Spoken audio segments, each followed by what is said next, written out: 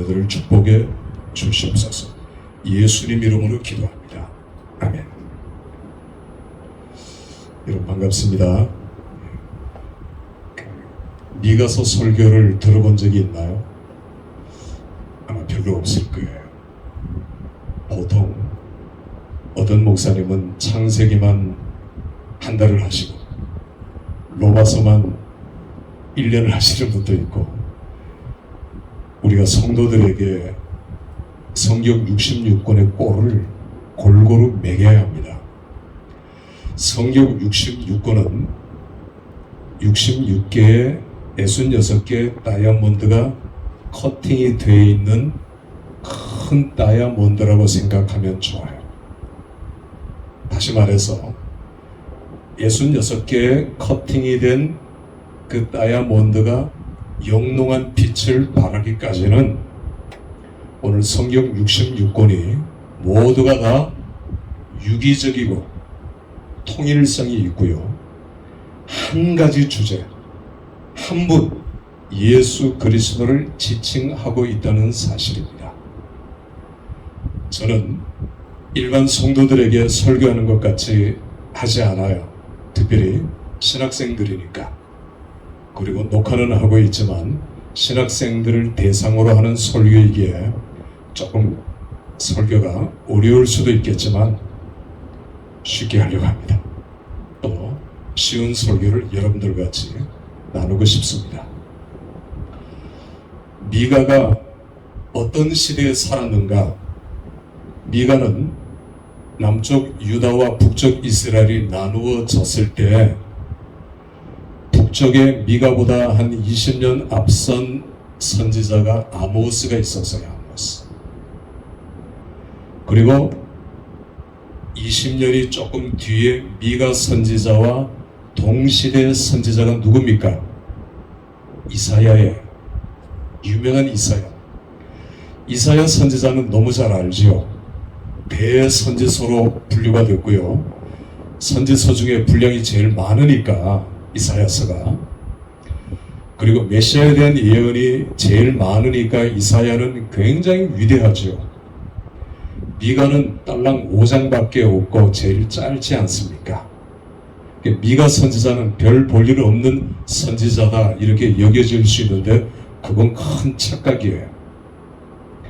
미가와 이사야는 동시대에 왕은 누구였습니까? 히스기야였어요. 그 위대한 히스기야가 종교개혁을 단행했지만 그 종교개혁이 저 밑에 있는 백성들에게는 미치지 못했어요. 여전히 산당이 있었고 그 산당에서 여호와도 예배하고 그리고 바알신도 예배하는 싱크리티즘, 혼합주의. 하나님이 가장 미워하시고 가장 싫어하시는 것이 혼합주의 아닙니까? 히스기야가 종교개혁을 단행했고 이사야가 도왔지만은 백성들의 피부에는 종교개혁이 와닿지가 않았어요. 그래서 미가는 백성들에게 들어가서 시골에서 저 농촌에서 저 산골짜기에서 외롭게 하나님의 말씀을 증거했던 선지자가 미가예요. 미가. 이사야는 왕궁에 있으면서 왕의 먼 친척이 되죠. 왕에게 때론 직언도 하고 왕을 돕고 왕의 정치 군사 고문 역할도 하면서 나라를 이렇게 세워나갔던 선지자가 이사야였어요. 그러니까 이사야와 동시대 미가는 북이스라엘의 아모스다 이렇게 이해하면 좋아요.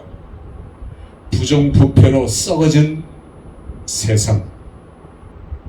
사람들이 북쪽에도 점점 도시화가 되면서 농촌을 버리고 사람들이 도시화를 이루면서 빈부의 격차가 더 심해지고 부정부패가 더 심해졌을 때가 북이스라엘과 남유다의 상황이었어요. 그런 시대. 그러니까 아모스 때 보면 아모스는 그 북이스라엘에 가서 하나님의 말씀을 선포했죠. 그런데 북이스라엘은 뭘 섬기고 있었나요? 금송아지. 여로보암 때부터 저 북쪽 경계선 단, 그리고 남쪽 경계선 베델. 그러니까 이 베델의 제사장이 누구냐 하면 그 아모스하고 이제 그 발음이 비슷해요. 그런 선지자가 이제 제사장이 있었어요. 아마샤야 이름이 대제사장이죠. 금송아지를 섬기고 있었어요. 금송아지가 여호와랍니다. 여호와. 금송아지는 눈에 보이는 우상이잖아요. 눈에 보이는 우상. 하나님은 눈에 안 보이잖아요. 그러니까 사람들은 눈에 보이는 걸 좋아하고 눈에 보이는 걸 섬겼어요. 아모스는 대제사장 아마샤에게 책망하면서 공격합니다. 너는 번영주의자, 번영주의자. 우리가 예수를 믿으면 복을 받죠. 당연히 복을 받아야 되지만 모든 것이 번영, 축복, 이건 아니지 않습니까? 예수를 믿어도 병들 수 있고, 예수를 믿어도 고난 받을 수 있고, 예수를 믿어도 망할 수 있고, 예수 믿어도 부도날 수 있는 거예요. 오히려 하나님께서는 그런 방면으로 사람들을 몰아가셔요. 어쩌면 신학교에 지원하는 많은 선지 생도들이 이런 고난과 환난 가운데 하나님 앞에 두 손 들고 나오지 않습니까? 고난은 필수 과목이에요. 예수 믿고 복 받습니다. 예수 믿고 잘 된다 하는 것은 영적인 복이죠. 그리고 고난을 이긴 복이죠. 그런데 아마샤는 번영, 축복만 설교했어요. 아모스를 미워했죠. 죽이고 싶죠. 자, 다른 얘기 또 해볼까요? 에레미야는 눈물의 선지자죠. 아모스도 그렇지만 에레미야도 목숨 걸고 하나님의 말씀을 전파한 선지자가 에레미야입니다. 에레미야 16장에 보면 바솔이라고 하는 제사장이 나와요. 대조적인 인물입니다. 아모스, 아마샤 하듯이 에레미야, 바솔. 바솔은 성전 제사장인데 바솔이 설교할 때는 수많은 사람들이 인산인해를 이룹니다. 바솔의 설교는 평안이에요. 주제가 늘 평안입니다. 평안. 그래서 에레미야가 바솔을 향해서 소리를 공격했어요. 책망했어요. 뭐가 평안이냐? 지금 적이 쳐들어오는데 아수르 그리고 그 다음 바벨론이 쳐들어오는 그런 상황. 바벨론이 계속해서 쳐들어오고 있는데 우리는 바벨론에게 포로가 돼서 끌려갈 것이다. 그래서 하나님께서는 나보고 결혼하지 말라 했다. 에레미야는 그래서 결혼을 안 했어요. 왜? 자식들, 아내들 다 죽이고 찢기고 갈리고 그렇게 되니까 하나님께서 에레미야 보고 너 결혼하지 말라 했거든요. 그걸 우리는 행위 메시지라 하죠. 말로 안 들으니까 행위로 하게 하는 거예요. 그러니까 에레미야가 책망한 것은 거짓 평안입니다. 여러분 오늘날 보세요. 교회를 공격하고 싶진 않지만 많은 교회들이 때로는 대형 교회일수록 눈에 보이는 걸 자꾸 한단 말입니다. 눈에 보이는 걸. 사람들은 눈에 보이는 걸 원해요. 눈에 보이는 걸 좋아해요. 눈에 보이는 걸 따라와요. 눈에 보이는 걸 믿어요. 그런데 영성은 내면입니다. 눈에 보이는 게 아니지 않습니까? 눈에 보이는 것만 보다가 쫓다가 망한 나라가 북이스라엘, 남유다거든요. 평안. 여러분 엊그제도 미사일이 날아왔고 그 미사일은 보통 미사일이 아니에요. 초음속, 극초음속. 몇 분 만에 여기 도달하고 폭격합니다. 이건 무서운 거죠. 이건 무서운 거예요. 우리가 어떤 대책을 세우고 거기에다 경고를 해야 돼요. 그런데 전쟁이 일어난다고 생각하는 사람들은 별로 없어요. 이게 우리 실정이에요. 아모스 때나 에레미야 때나 에레미야가 계속 전쟁이 일어나고 우리는 포로가 끌려갈 것이다 하니까 에레미야를 죽이고 싶죠. 아모스도 죽이고 싶죠. 그래서 늘 암살 시도가 있었어요. 그러니까 목을 내놓고 하나님 말씀을 전했던 겁니다. 오늘 우리는 선지자하고는 다르지만 우리는 이 시대의 아모스같이, 이 시대의 에레미야같이, 이 시대의 이사야같이, 이 시대의 미가같이 살아야 되죠. 이게 미가가 당했던 배경이에요. 배경. 거기다 북쪽 이제 그 사내립이죠. 쳐들어와서 미가의 고향도 땅이 다 뺏기고 46개 마을과 도시가 함락되고 예루살렘이 지금 포위가 된 상태가 본문의 배경이에요. 히스기야는 왕이고 믿음의 왕이지만 이 적들 앞에서는 무력했어요. 옆에 이사야가 있었고 미가가 있었어요. 마치 양쪽에 우청령 좌백호 같이 미가와 이사야가 무너져가는 이 나라를 지금 온몸으로 막고 있는 겁니다. 북쪽 이스라엘은 722년에 망했잖아요. 지금은 남쪽 유다만 남아있는 것이 오늘 본문의 이 상황이에요. 오늘 미가가 책망을 합니다. 하나님 앞에. 그러나 우리가 읽은 이 본문은 책망보다는 비전이고 희망이고 소망이에요. 그래서 저는 이 본문을 골랐습니다. 본문에 있는 내용 그대로 길을 여는 자, 길을 여는 자. 12절에는 남은 자라 했죠. 남은 자, 남은 자. 남은 자는 성경에 540번이 나와요. 굉장히 중요한 단어입니다. 남은 자의 신학. 이런 용어도 있어요. 남은 자라고 하는 것은 우리말로 해석에는 뭐 다 없어지고 사라지고 다 나가고 포로를 끌려가고 남아있는 자. 물론 그것도 맞지만 그건 한 20점이고 이 남은 자의 개념은 끝까지 견디는 자입니다. 아멘입니까? 아멘. 끝까지 이기는 자입니다. 어떤 환난과 어떤 시험, 어떤 고난, 포로를 끌려가고 질질이 찢겨지고 죽고 매달리고 내동댕이 치고 그 바벨론 군사들이 아이들은요 절벽 밑으로 던졌어요. 바위에 터져서 머리가 터져서 그렇게 죽이고요. 부녀자들은 겁간하고 그런 것들이 미가의 눈엔 보이는 겁니다. 이사야의 눈엔 보이는 거예요. 그래서 이사야 선지자는 3년 동안 신발을 벗고 다녔어요. 그래도 백성들은 듣지 않았어요. 이미 화인 맞은 상태예요. 미가는 책망도 했고 비전도 전하지만 남은 자, 이 남은 자의 개념, 남은 자의 신학, 이것이 요한계시록으로 가면은 이 남은 자는 예배자가 됩니다. 예배자가. 아멘. 어떤 경우에도 예배하는 자. 아무리 힘들고 오늘 코로나가 아니라 코로나 할아버지가 와도 교회는 예배를 드려야 돼요. 아멘.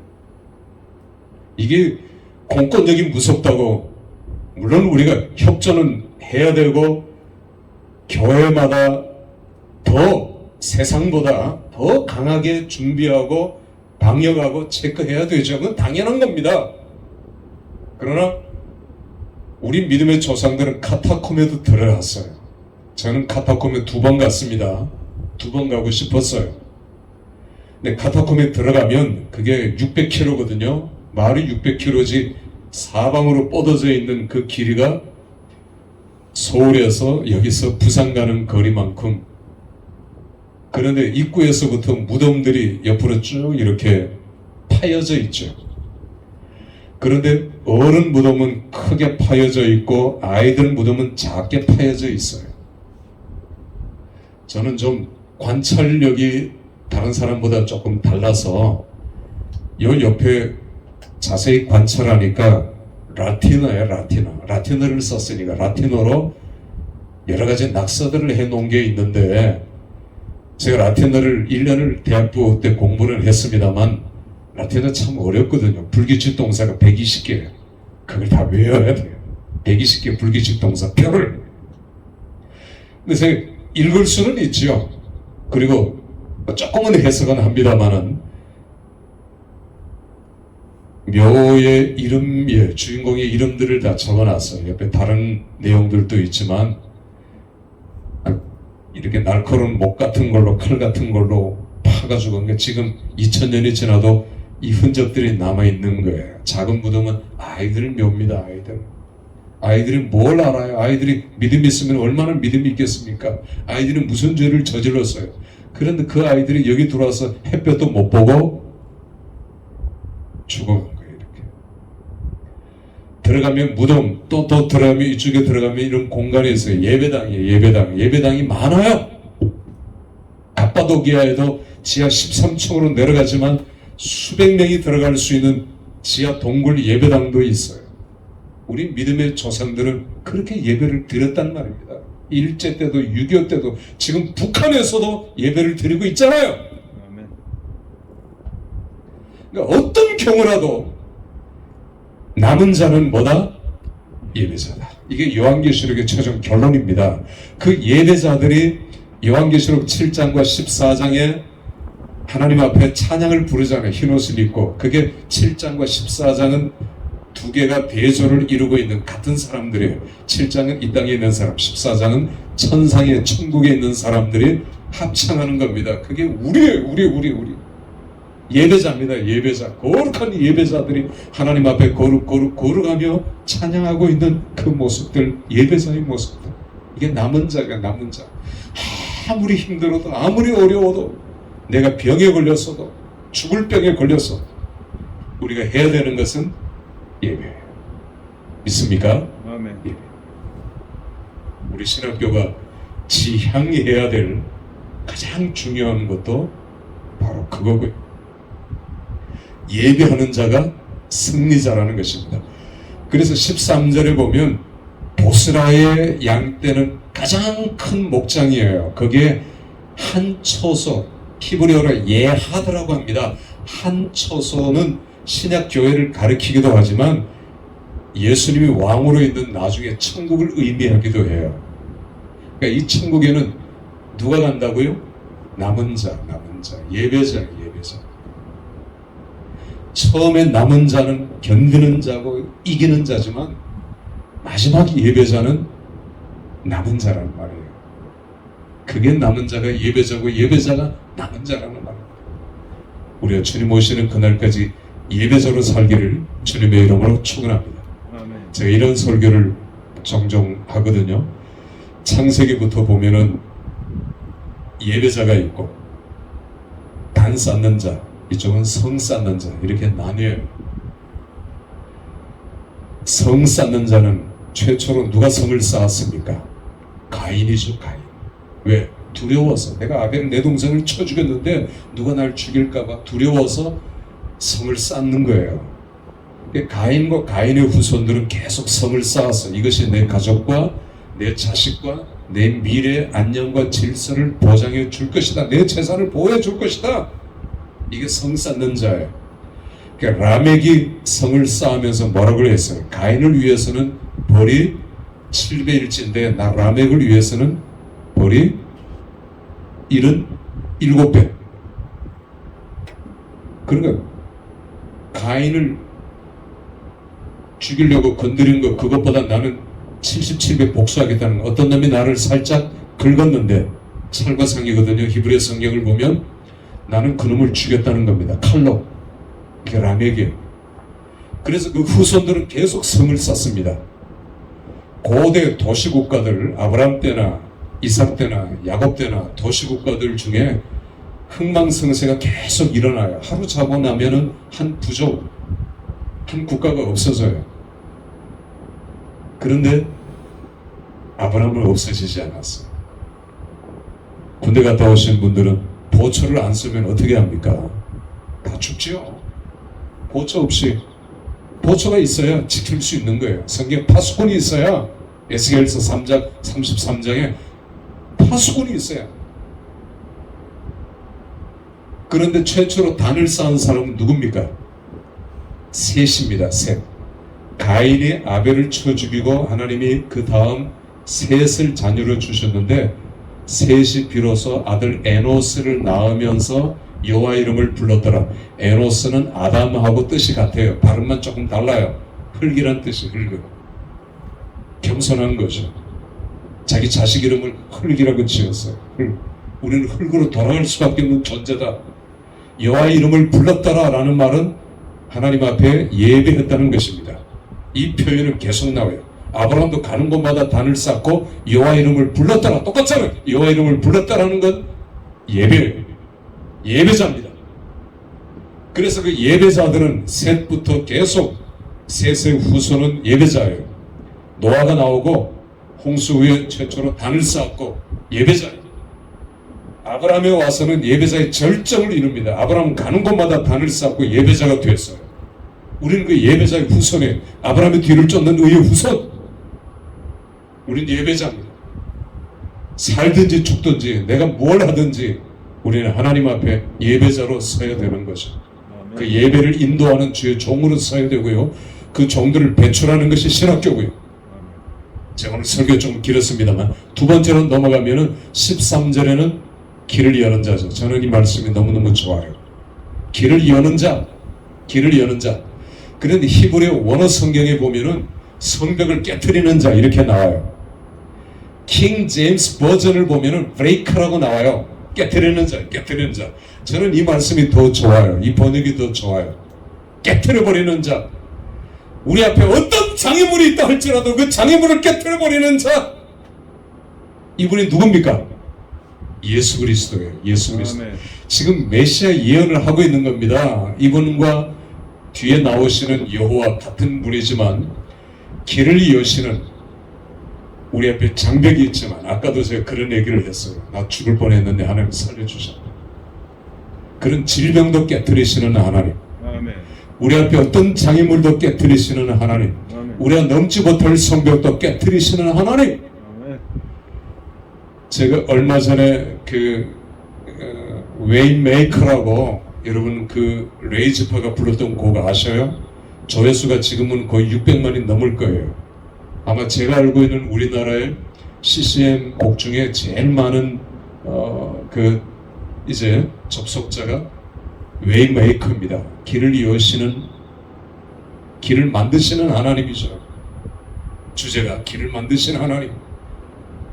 그런데 그 곡을 만든 친구가 나이지리아의 자매예요. 싱어송라이터예요. 나이지리아는 인구가 2억이에요. 2억. 제가 성지순례를 3번째 갔을 때에 나이지리아에서 온 팀들을 만났어요. 이 친구들은 가는 곳마다 찬양하고 예배하고 춤추면서 찬양해요. 나이지리아에서 물어봤어요. 제가 인구는 2억이고 기독교인들은 1억이래요. 50%가 기독교인들이에요. 놀라지도 않네. 우리가 500만, 600만, 700만 하잖아요. 나이지리아는 1억이에요. 1억 기독교인이. 얼마나 대단합니까? 거기 있는 자매가 우리나라를 위해서 기도하던 중 우리나라의 분단 상황을 놓고 기도하던 가운데 이 곡을 만들었답니다. 이거 얼마나 대단합니까? 길을 만드시는 하나님, 휴전선을 깨트리시고 155마일의 휴전선을 깨트리시고 길을 여시는 하나님, 그분은 하나님밖에 할 수가 없어요.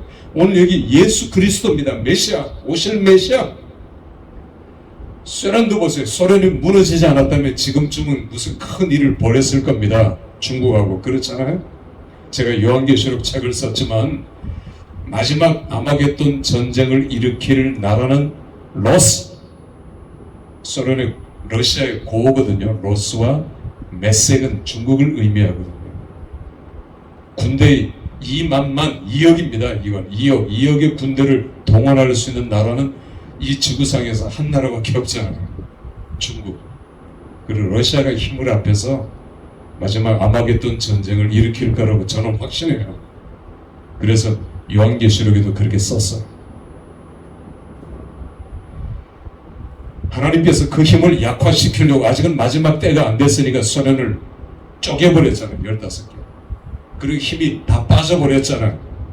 다시 그들은 군사 대국으로 또 이렇게 일어나려고 하지 않습니까? 그들이 중국하고 손을 잡으면 어떻게 되겠어요?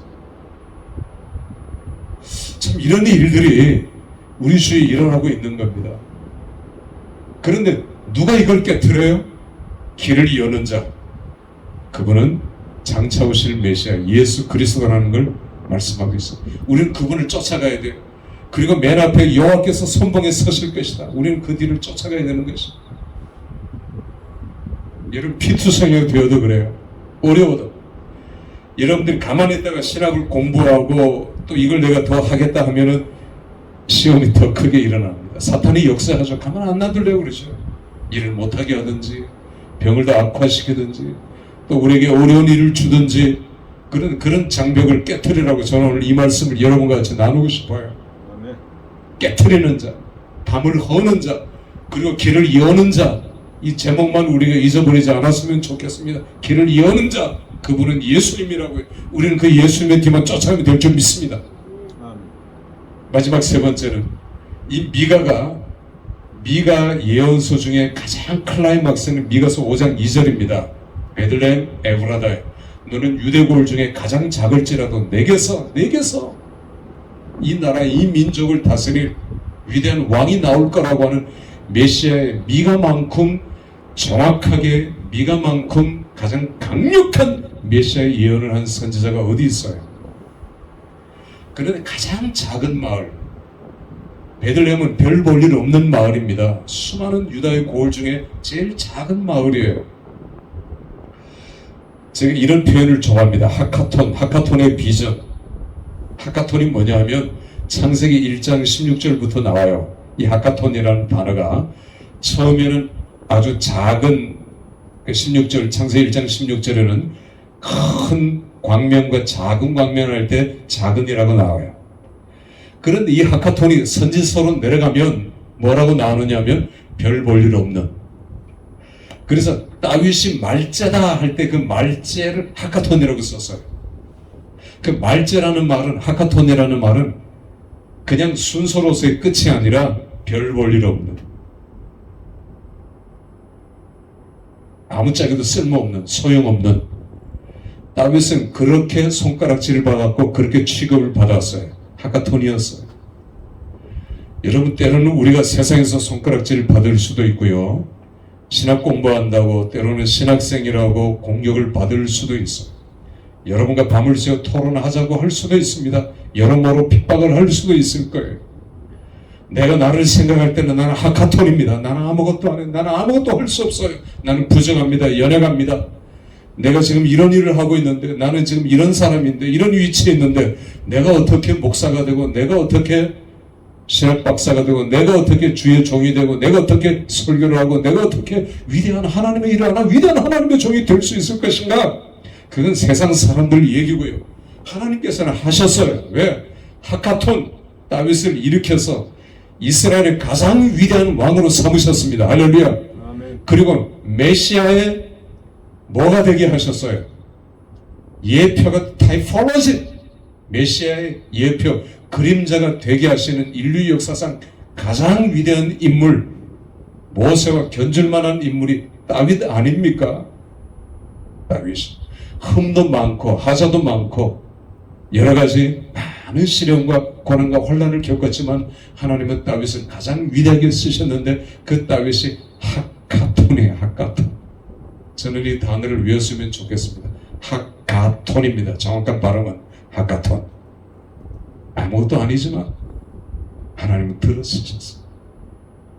오늘 저와 여러분, 우리 신학교도 시작은 미약하지만, 시작은 하카톤이지만, 그러나 하나님께서는 우리를 들어쓰셔서 귀한 사람도 만나게 하시고, 또 페이스라고 하는 좋은 신학교도 만나게 하시고, 이 일을 통해서 하나님의 일을 하시고, 하나님의 선한 사역을 하시고, 좋은 교수님들 붙여주시고, 이 일을 통해서 우리는 하카톤에서 이제는 인류 역사상 가장 위대한 인물로 하나님께서 다윗을 들어쓰셨듯이, 미가 선지자도 아무것도 아닌 것 같지만 하나님은 미가를 들어쓰셔서 그 가장 어려운 시대에 빛이 되고 소망이 되는 길을 여는 자, 성경에는 여기밖에 없거든요. 길을 여는 자, 예수 그리스도, 길을 여는 자, 앞으로 오실 메시아, 그분을 쫓아가는, 그분을 따라가는, 그리고 그분의 뒤를 잇는 저와 여러분 되시기를 주님의 이름으로 축원합니다. 하나님 감사합니다. 여러분, 우리 이 시간 통성으로 한 3분간 한번 기도하겠습니다. 기도할 때 먼저 여러분 자신을 위해서 기도하십시오. 하나님 붙들어 주셔서 끝까지 사명 감당하고 끝까지 신학교의 사역 감당해서 하나님의 귀한, 시작은 하카톤 같지만 하나님의 위대한 교회로, 위대한 인물로 주님이 써 주시옵소서. 두 번째는 신학교를 위해서 기도해 주십시오. 하나님의 신학교가 하나님 나라의 종들을 배출하는, 선지자들을 배출하는 위대한 주의 선지성도 선지학교로 주님이 세워갈 수 있도록 이 시대에 미가가 나고 이 시대에 이사야가 나고 이 시대에 예레미야가 나고 이 시대에 아모스들을 배출해내는 그런 신학교 되게 달라고 나라와 국가 민족을 위해서도 기도하십시오. 우리 주 한번 부르고 통성으로 기도합니다. 주여 하나님 감사합니다. 여러 가지들을 붙드시고 강건하게 하심을 감사합니다. 남은 자는 예배자라는 걸 우리가 잊지 않기를 원합니다. 길을 여는 자 예수 그리스도 그 뒤를 쫓아가는 저희가 되게 해 주시옵소서. 한 번 하신 약속은 변함이 없으신 그 예수님, 생명이 꺼져간다 할지라도 내가 죽는다 할지라도 내가 망한다 할지라도 예수 그리스도 그분을 끝까지 쫓아가는 골고다이든지 갈보리든지 끝까지 쫓아가는 저희가 되게 해 주시옵소서. 그리고 오늘 하카톤이라는 단어를 우리가 알았습니다. 이 하카톤 말재지만은 아무것도 아니지만은 버린 것 같지만은 초라하지만은 별 볼 일 없지만 하나님은 이 하카톤 다윗을 가장 위대한 인물의 반열에 세우신 것 같이 저들을 이 학교를 이 나라의 민족을 그렇게 세우실 줄 믿습니다. 주님이 도와주시옵소서. 예수님의 뒤만 쫓아가는 저희가 되게 해 주시옵소서. 예수님 이름으로 기도합니다.